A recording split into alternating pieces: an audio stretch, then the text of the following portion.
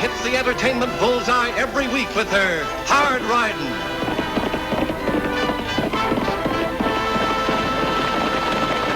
Straight shooting.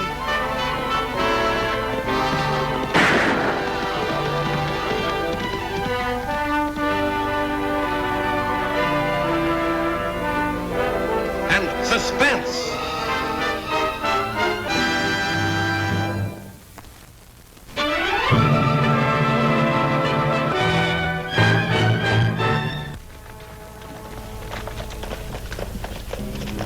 Here comes the boss. Hi, boss. Hi, Tram. We were getting worried about you. Howdy, boys. We're all set. And what about the sheriff? I tricked him and his deputy out of town. Annie's watching the office. And who's afraid of a girl? I am when it comes to Annie Oakley.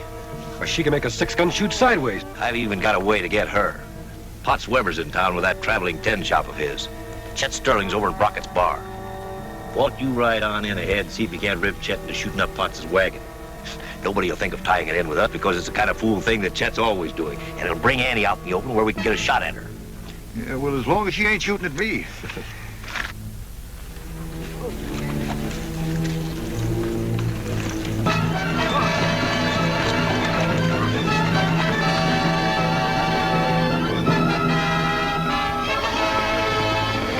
In fact, some of it's come from California now. For instance, there's a pan right there. You can have that pan for 85 cents. Only 85 cents. Here's one. You can have for $1.15. That's a perfectly good pan.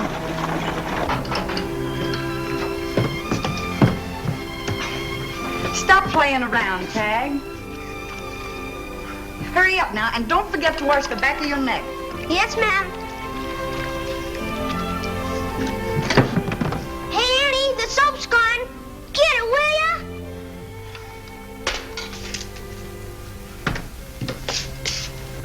Ouch! You got a bullseye, Annie.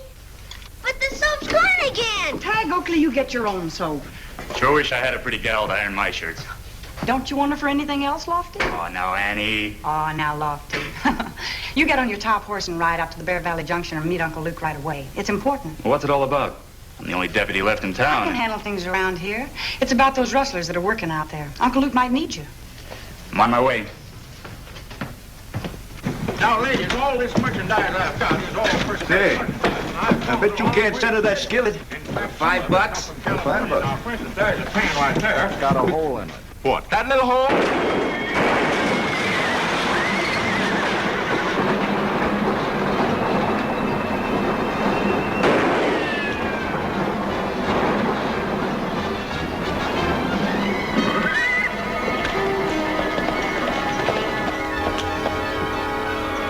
Plug her now. We tip our hand later.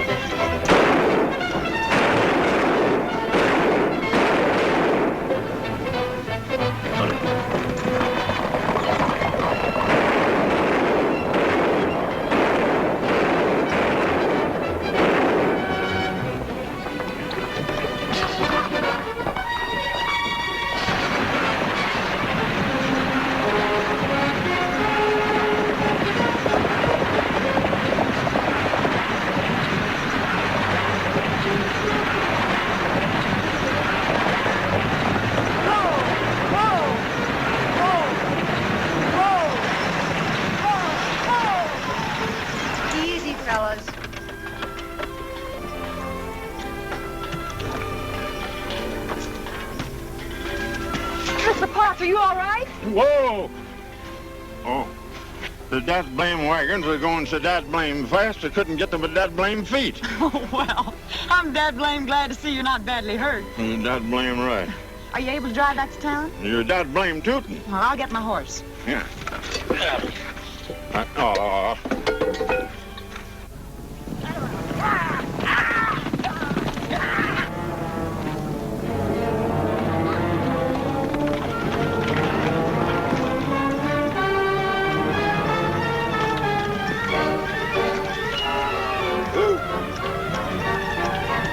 We'll split up here. Come to my place later.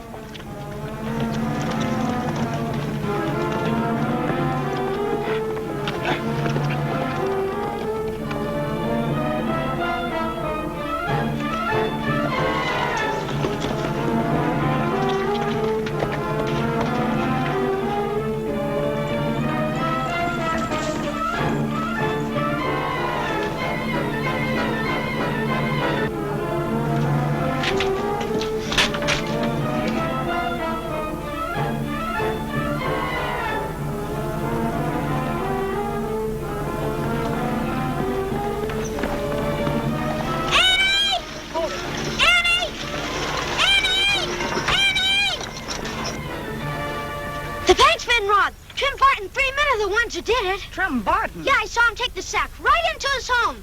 But are you sure the men you followed were the ones who robbed the bank? I never left him, Annie. Trim Barton is well thought of around here. Well, yeah, he's a friend of Frank Sterling, president of the bank. Just the same, I saw him. Go on and arrest him, Annie. You can do it. You're acting for Uncle Luke. Come on, don't be afraid. I'll side you. I'll side you. Just your say-so isn't enough for me to arrest Trim Barton. I've got to get more information from Mr. Sterling. Come on, Target.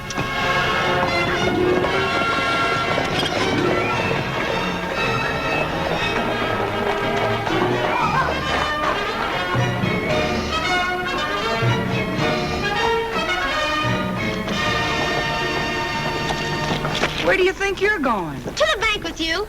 How about that Kenlin? Did you cut it like I told you? Oh, I'll do it after. After what? Oh, just after. You do it right this minute. Now, come on, boy, Oh, move. please let me walk to the bank with you. Oh, all right. And then you get to that Kenlin, you hear me? How can anybody hear anything else? Your misbehavior drove your father to an early grave. Now you're holding me up to ridicule with escapades like that with Potts Weber this morning. All day, people have been dropping in here telling me what a rowdy my nephew is. I've had enough of it. Shut up. I'm gonna annoy you just 24 hours longer, Uncle Frank. I'll be 21 tomorrow, and when you settle up my father's estate, I'll be gone from this dust puddle. How much is that estate anyway? You never would tell me. And I can't tell you now. You see, the bank lost a large amount in government bonds in today's holdup. What's that got to do with my estate? Just this. Recently, I invested your holdings in United States bonds.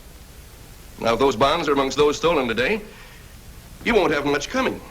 If it turns out that I'm broke, I'll kill you. I don't think you'll kill anybody, Chet.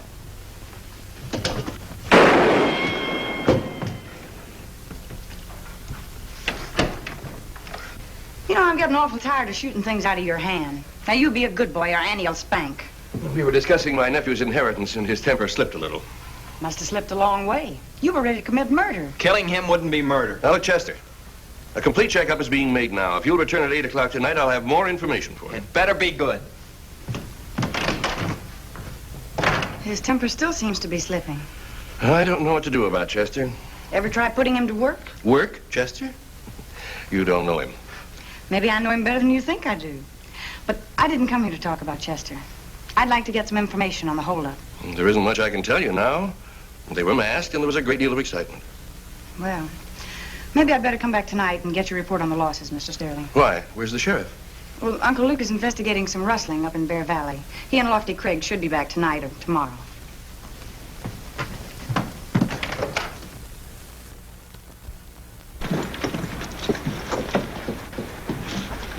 Oh, no, no, no. Watch. Buck him off balance with your left, then belt him with your right. Like that. Gosh, I bet you can really box. I fought some pretty good men. Did you whip him? All of them. Gosh. Boy, that's a sharp shirt you're wearing. Had it handmade over in Silver City. I bet it cost at least $25. 35. Gosh. Woman over there makes them 6 at a time for me. You got 5 more? Yep. Gosh, 6 shirts. Here comes that gun-slinging sister of yours. And is she sore at you for shooting up Pop Weber's wagon? I only shot off a couple of caps to scare him. She might have killed me. Not unless she was aiming to. She can shoot a stone out of a fingering and never touch her hand. Oh, she can shoot some. In a gunfight, I'd have her shot before she had her gun out of the holster. That's pretty fast, Chet. It's the truth. I bet it is, too. I still think you're the best shot, Annie. But I think Chet could beat you to the draw. I'll show you. Reach, Annie.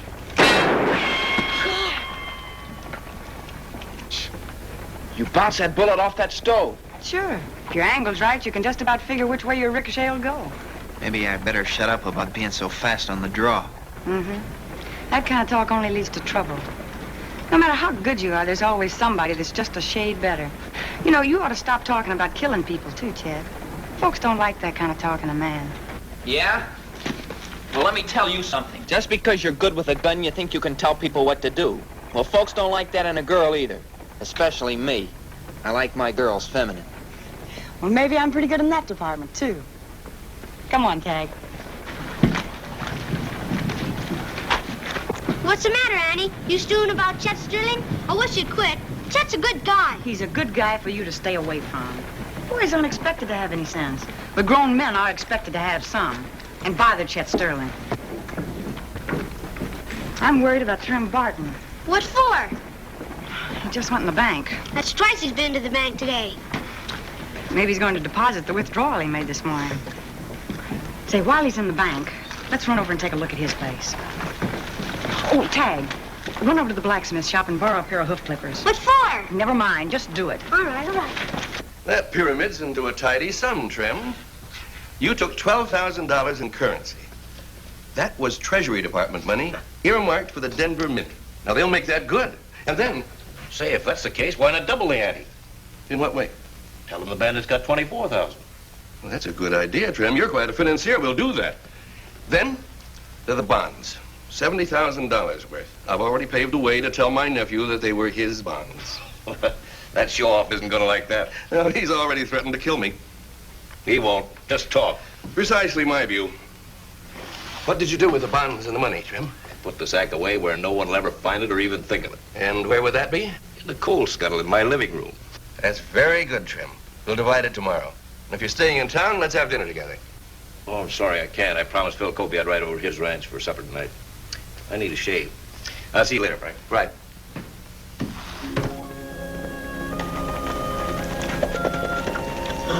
This is close enough.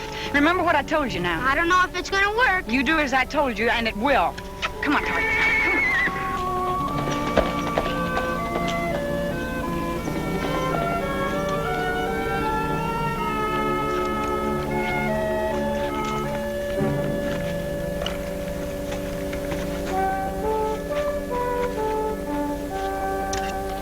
Hey, what?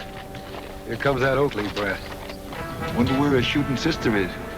Some town plain sheriff, most likely. What's your trouble, bub? Can I get some help? Pixie threw a shoe.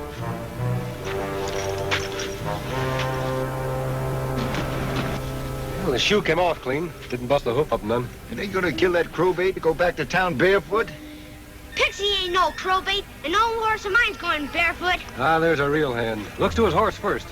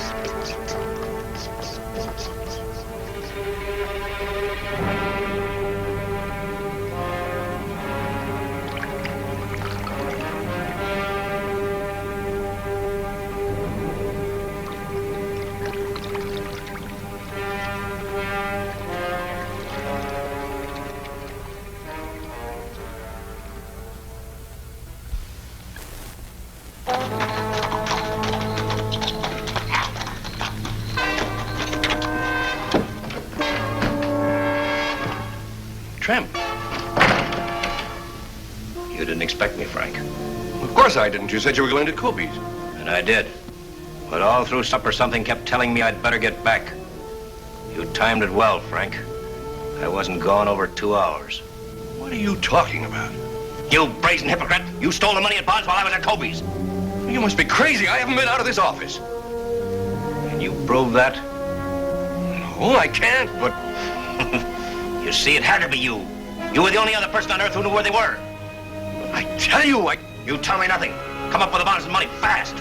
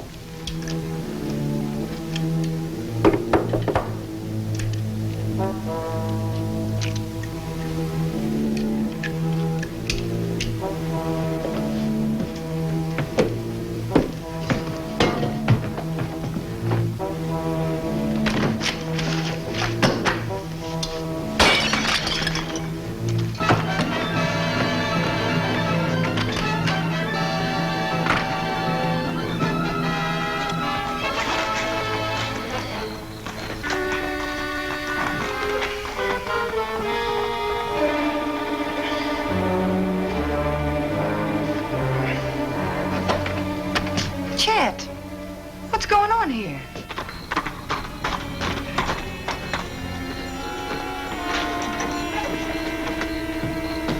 Lofty, back already? Yeah, bad news travels pretty fast. Before I could get to your uncle, I heard the bank was robbed. I just got in and Tag told me you were over here. What's the trouble? Mr. Sterling.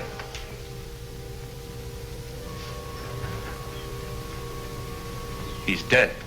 Chet, I didn't kill him. I walked in here and somebody slugged me. I didn't even see Uncle Frank. his gun ought to tell the story. Let's see your six-shooter, Chet.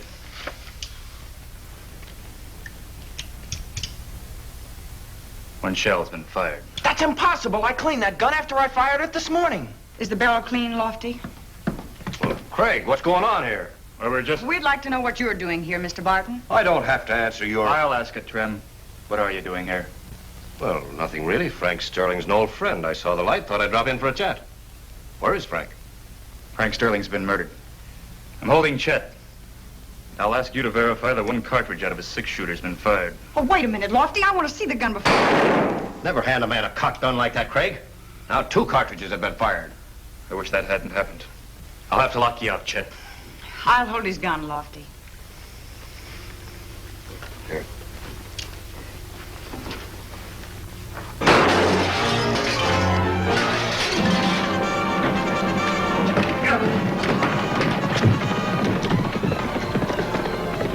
You did that on purpose. Chet's gun has a hair trigger. You must have discovered that when you fired it a few minutes ago.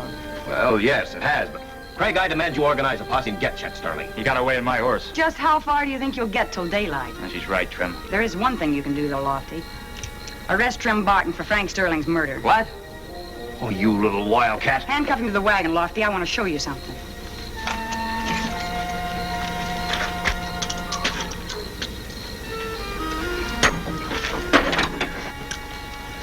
This is Chet's six-shooter. If it killed Frank Sterling, it had to be with the first cartridge fired, right? Right. See that cut? I made it and one like it on every cartridge in Trem Barton's gun and belt. There's his gun. Take a look. How'd the fired shell get in Chet's gun? Well, we could ask Barton, but I think I can tell you. Chet said somebody slugged him when he walked into the office. That'd be Trem, after Trem had killed Frank Sterling. Then he switched the cartridges and left. And when Trem fired that shot through Chet's clean gun, you ruined any chance Chet might have had for an alibi. That's right. For a minute, I sure thought you had the boy. All right, Craig, let's get out of here. Where's that bank loot now? In Uncle Luke's office. With just Tag to guard it? Why not? Even Trem Barton wouldn't rob the sheriff's office.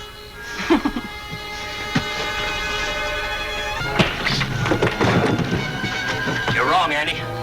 I'm the man who is going to rob the sheriff's office. Now go the back way, and if either one of you give me any trouble, I'll blast you in two with a six-shooter. Drop your gun, Annie. Go ahead.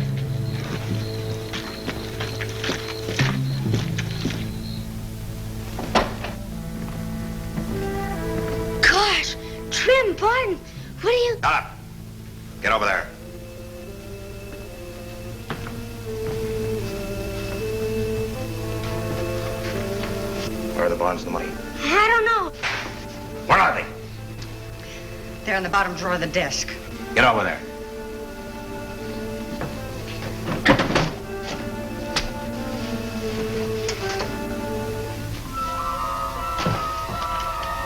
There aren't going to be any witnesses. This is Chet Sterling's six-shooter. There are still 3 unfired cartridges in it. It'll be found here with your bodies. Let's make it ladies first, shall we?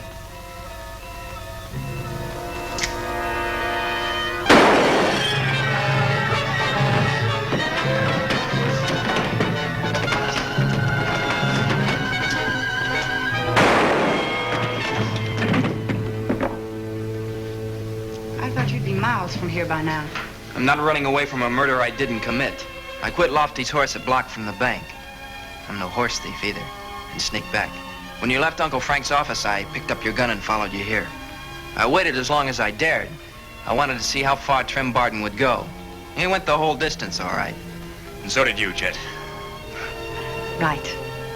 You know, when I get around to making up my list of the all right people in this town, you're going to be right up there on top. You really mean that, Annie? I never meant anything more. I told you he was a good guy.